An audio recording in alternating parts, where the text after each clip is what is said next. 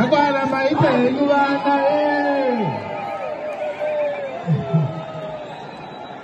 Sazviona kuti nyika inosara iri mumaoko akanaka yakabatwa kuti dzvi. Tinokutendai vana. Ndoda